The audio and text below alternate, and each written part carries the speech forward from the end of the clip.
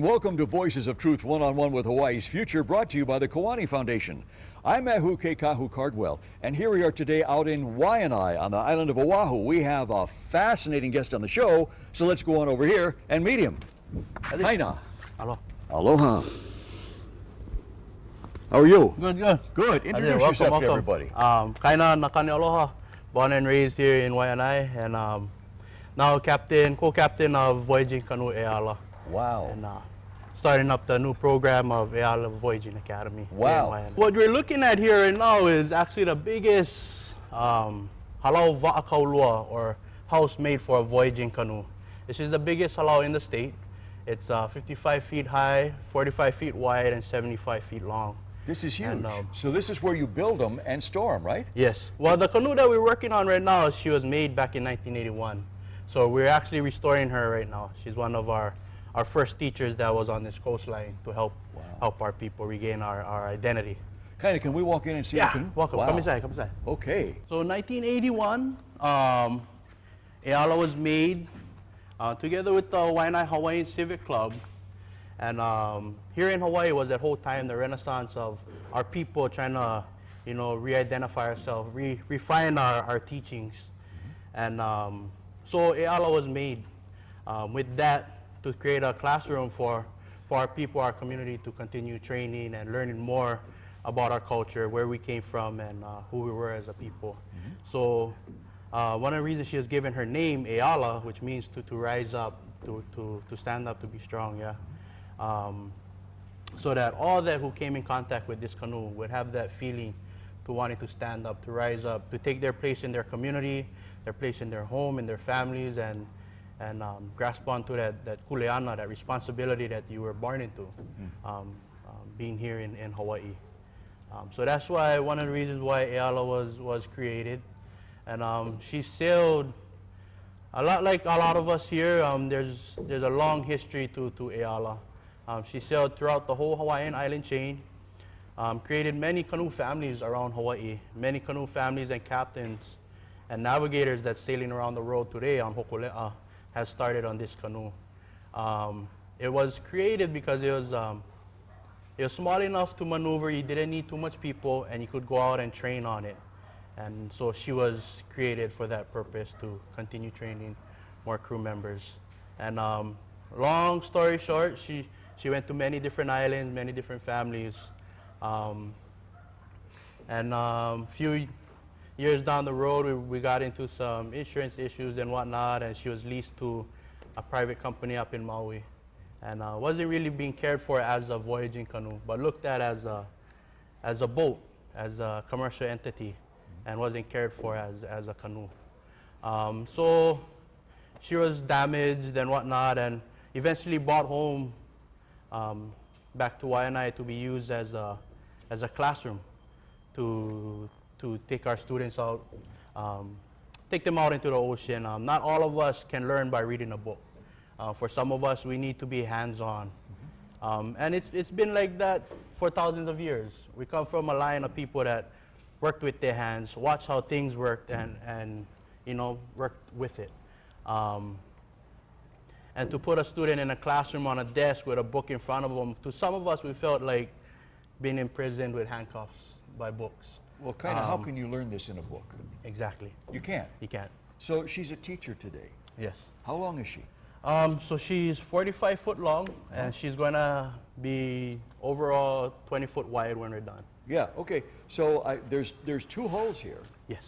But what's missing right now is the piece that connects the two hulls. Yes, Yeah. the yakos. She's a real fun canoe to just take along the coastline and learn how to sail. For us, when we get her back into the ocean, there's going to be a lot of things we're going to have to relearn about her that has changed. So that's the fun part of sailing too. Is also a time for us to learn together. Her character. Yeah. Yeah. And every canoe has their own attitude and their own shape. Yeah. Some like to go upwind, some like downwind. Some of them like to surf better than others. And for Eala, she's kind of right in the middle. She loves to surf. We surfed her a lot. And good personality. yeah. And with canoes, when you talk about canoes, you talk about a family genealogy line, yeah. Hokulea being the grandmother of all canoes in Hawaii.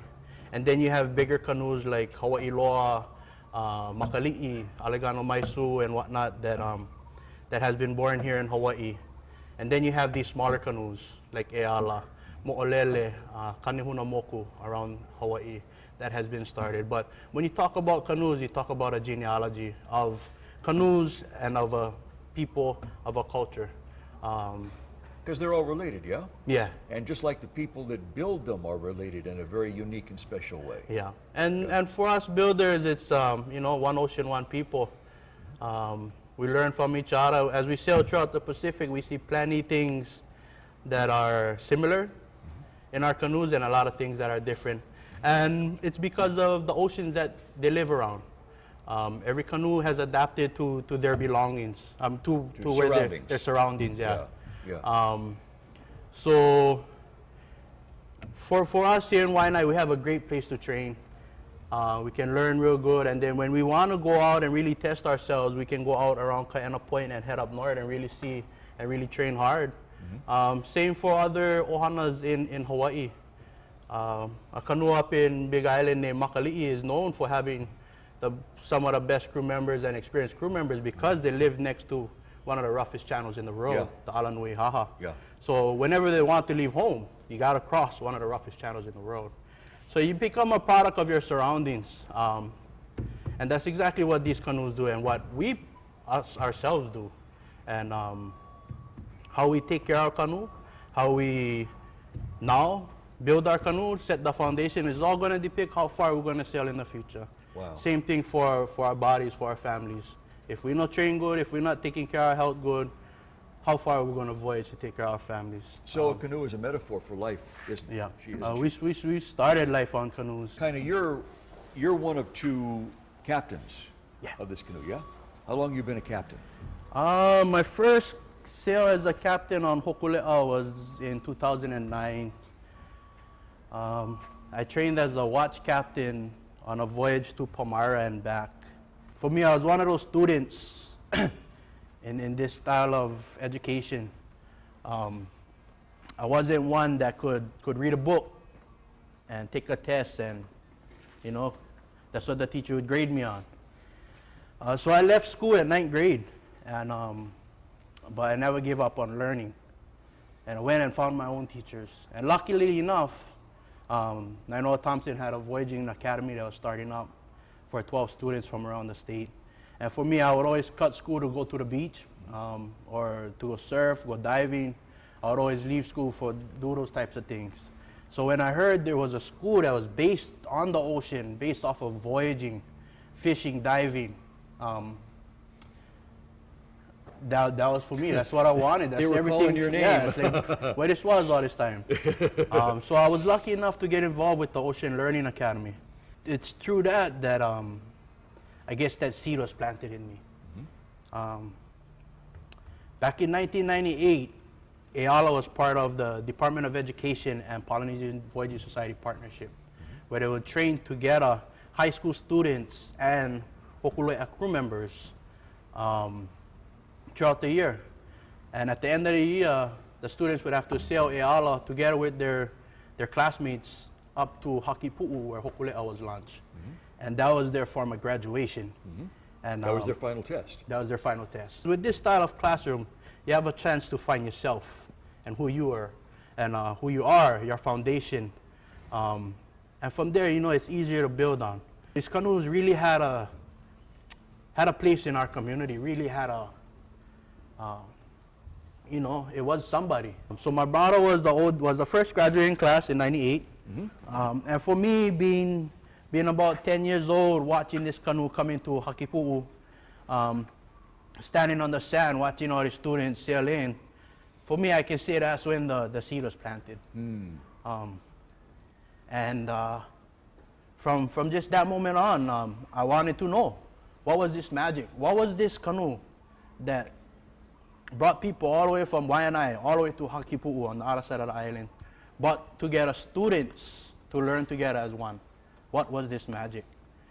And later on down the road in high school, I learned about Hokulea. But as you hear about Hokulea, you always think, I always thought you had to be related to somebody. You had to know somebody to get involved with Hokulea. And so in 2001, when Nainoa Thompson opened up the Ocean Learning Academy, which was based off of hokulea and voyaging, that's when I got involved. And from then on, I just continued on voyaging. Learned a lot. I got to meet a lot of teachers out there. And through them, I got to go work on shipping vessels, Norwegian cruise lines. And I was once part of this community. I only knew the not too much of the positive options that was out there. And I got involved, I got influenced by a lot of what was going on the streets. And I was one that got involved with drugs, selling, dealing and whatnot. Seen a lot of people changing. And it took a big turning point in my life, something to happen to me to really tell myself, hey, you better change the way you're living. If not, you're not gonna be living too long. And that's when the hokulea became more of my family. She became my mother. Nainoa became my dad. Kaina, how long has Eala Voyaging Academy been around? So we started Eala Voyaging Academy maybe about 2 years ago. We just started. 2 years? Yeah, thinking of doing it. And then bringing Eala home, building a school, we wanted to create a school academy where you could also end up into a career, but with culture as your foundation. So what we're looking at is a maritime academy. There's a few other smaller maritime academies, especially with voyaging, around Hawaii, where we'll be teaching our students, the foundations of voyaging, of the values of family and living on vessels, and also applying that into a career.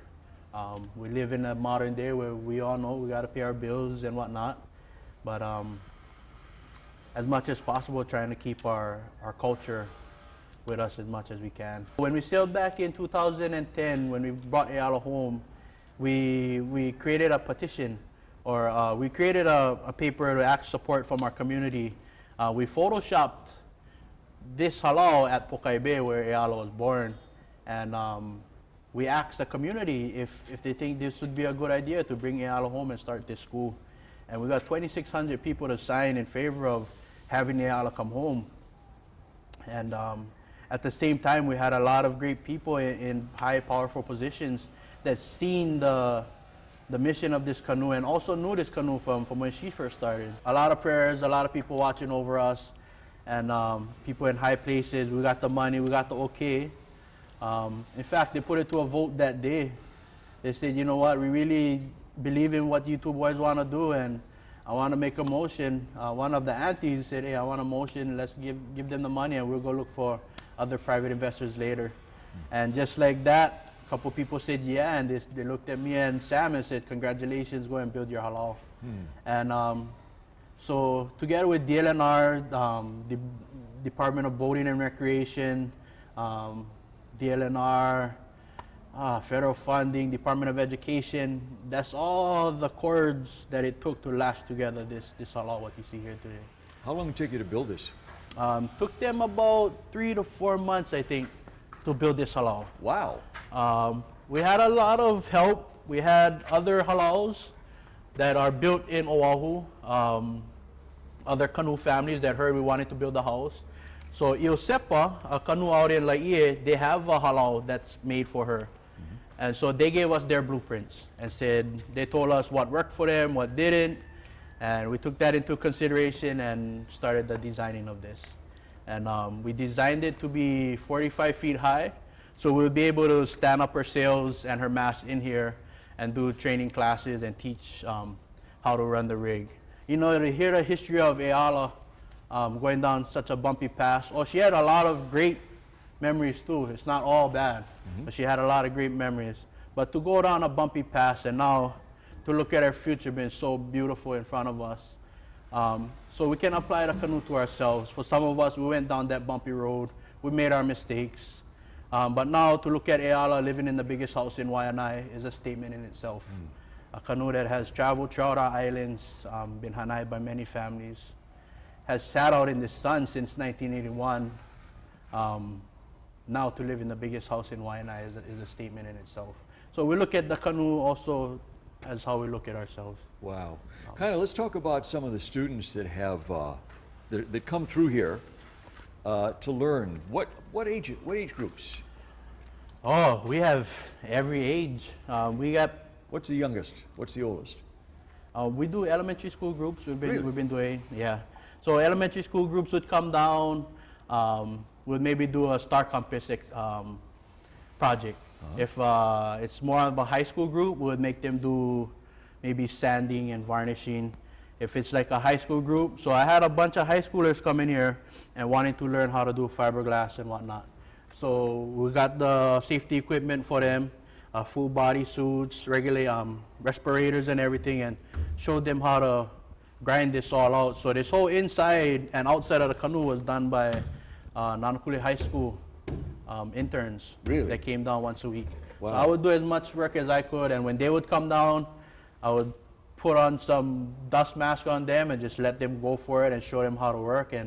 And a lot of them did a lot of good jobs doing working. And How long did it take them to do this? I think it took us 2 weeks for one hall and 2 weeks for that hall. So a month for both. That's quick. It's pretty good for high school students. But it was down for learning. And when they came down here, you know, not sitting at on desk, being able to use power tools and whatnot, but also teach them. Each student had to learn the safety system of that power tool first before they could use them. So every tool that we have a whole test that they got to go through before they can even use any sanders or anything. Sure, but kind of power tools aside and all the measurements aside and all that stuff aside, I mean, what I got to believe when they walk through the door and see Ayala sitting here, some kind of magic occurs. Yeah. And some kind of change occurs within them, yeah? Yeah. Tell us about that. What happens to the students when they come in here and actually get to experience a relationship with this canoe? I think for me, what I see is before that student leaves here is they have an identity. They know who they are. They know where they come from. For me, when I first seen these canoes, when I learned my kupunas walked on waters, when I learned my kupunas pulled islands out of the sea, when I first seen heiaus in Maui like Pi'ilani being so big, 4 stories high, you know, 3 football fields wide, when I seen things like this, when I know my people crossed oceans, why should I grumble just to do my homework? Why should I grumble just to take the trash out? When my kupunas built unreal canoes they're finding today, 100 feet canoes. How did they do this without power tools? Yeah, but they did them together. When you see heiaus as big as they are, you wonder how did people create that. So for me, I know grandma will do something small like that. When I know every time I look at this ocean, that reminds me your people crossed this ocean. So whenever I'm having a bad day here, it's like it could be a lot worse. So living with that mindset that I've learned on the canoes. In voyaging hokule'a, you know, every wave could be your last. So you live every second to its fullest. You take care of those around you. But for me, when I see students come, they see how big this place is. And before they leave, they know who they are, where they're from. Yeah, it's kind of even harder to push them down. Yeah, they have that foundation to stand up. So she's giving them strength. yeah. Wow. And also, you know, that identity. For a lot of people, the identity is a lot. When you don't know who you are, where you come from, you know, you're lost. So when you find your roots, your foundation, you know, and to stand up and where to go. Or, you know, an easier way to go.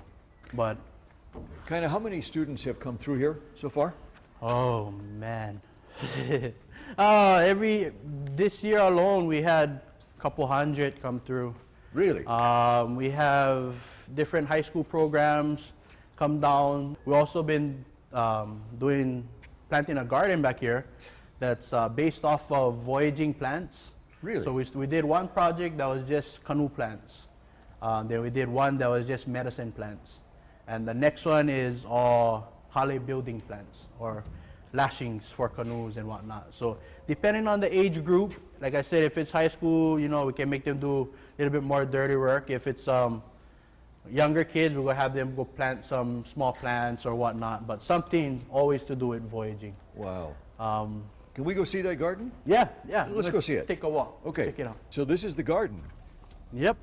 So like I was saying earlier, with Eala, it's not only rebuilding Eala, it's also this canoe that we walk on every day. This canoe called Island Earth, or Island, yeah. Yeah. Us guys, when we're not sailing, we live that same values here at home. So what we're trying to create is a living library or a living archive. So certain plants was planted by different groups and were named by those groups. So we have the first 2 ulu trees to go in. And the reason we picked the ulu was the connection to voyaging. Navigation was brought to Hawaii by a chief named Kaha'i in the Ahupua of Hakipu'u, and that's the reason why Hokulea was launched in Hakipu'u. So a chief named Kaha'i came into Hakipu'u, brought with him first ulu fruit to Oahu, and planted it. That grove, that spring is still up in Hakipu'u, still being maintained and taken care of by the families of Hakipu'u. So the ulu tree, very connection to voyaging. And then we have the kukui that's down here. Very deep connection to voyaging, the oils and whatnot, but also the meaning of light, yeah. And then we started doing canoe plants. So what do you mean by canoe plants? Why are these canoe plants? So these is plants that either came by canoe, and we still continue to eat it on the canoes. And you can also grow like this on the canoe. You can grow these on the canoe? Yeah, Wow. not in this big form, Yeah. but there's different ways of growing inside coconut husk or inside of, you know, they would wrap them up in tea leaves and whatnot and coconut husk and just grow them inside that. So you can grow your food on a canoe? On the canoe, On yeah. the ocean? Yeah. Wow. And it's been done before. On the first voyage to Tahiti, Hokulea did grow food. They had food growing on the canoe. They also had a small little imu on the canoe, a small little place to cook. So yeah, the uala is very easy, very easy to grow. So And, you can eat these leaves, but you can also eat the potatoes. The potato, yeah. The sweet So potatoes. the main thing we always do is the leaves. And another reason for the uala is the history it has in Hawaii. For the history of Kamehameha battling throughout Hawaii, in Kona, in Big Island. If you go into Kona, some places you find miles, long stretches of miles of uala beds from Kamehameha times. And it was because, you know, it was easy to plant. You could just stick it in the ground, come back later, and it'll be growing. Also, our bodies could process this style of starch, yeah, this type of starch. The sugars was what our bodies could process. The plants, the leaves, the chlorophyll made in them. Now we know all these fancy words like chlorophyll, vitamin A, B, C, all of that. What we knew growing up before was how we felt planting them and how we felt taking care of the plant as it grew came out in the cooking and how we felt, yeah. After you eat them. Yeah, so the healthiest part of eating the vegetables before was growing them, not going to the store and cooking them. The healthiest part was growing them. So with the uala, we eat it every day. We use the leaves in place of kalo leaves to make lau-laus and whatnot. But what we have here is this basket is only 4 foot diameter. It has about 50 to 60 pounds in this one basket in 4 months. Wow. So if I can grow 50 to 60 pounds in 4 feet, imagine what I can do with a couple acres. This one stretch alone, I would be able to do almost 4,000 pounds of uala grown in this style. Wow. So kind of what plants do you have here for latching canoes, for, you know, and for hale and whatnot? Right now, we don't have too much hale building plants. So the next project we have going on with the Kamehameha School's Ho'olauna program coming up is creating another garden on that side, basic of just plants made for lashing, for building hale, for building anything lashing. So and the lashing would be weaving the cordage together to tie things together. Yeah, so many it would different. replace nails, in other words. Oh yeah. Yeah. Yeah. So even with Hokulea, there's no nails or screws on her. There's 6 miles of rope holding Hokulea together. And so the cordage we're going to be doing is coconut. Of course, you have how and all types of cords. I mean, there's many different ones, but mainly the how and the coconut is what we're going to be teaching, and then growing all the other plants, the lolu and whatnot for the thatching for the roofs. So eventually we're going to have everything here for a village. Wow. Self-sustaining. Self-sustaining. 100%. Yeah. Wow, that's amazing. And you know what, kind of, that's where we got to leave it. This has been a fascinating visit today. Please keep doing what you're doing. Don't stop.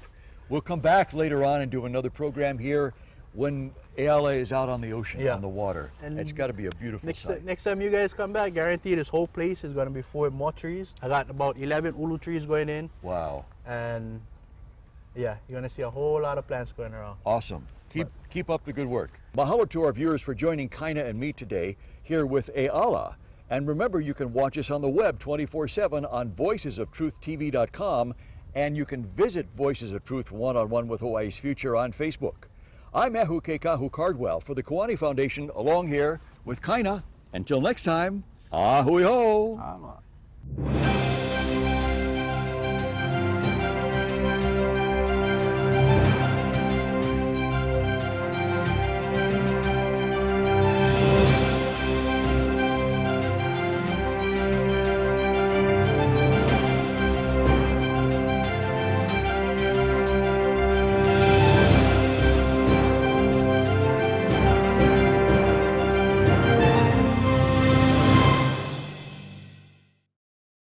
Mahalo for watching Voices of Truth One-on-One with Hawaii's Future. Watch us on the web 24/7 at voicesoftruth.tv.com. You'll find all our shows, including this one, in case you want to see it again or share it with family and friends. Also view our weekly video commentaries at freehawaiitv.com.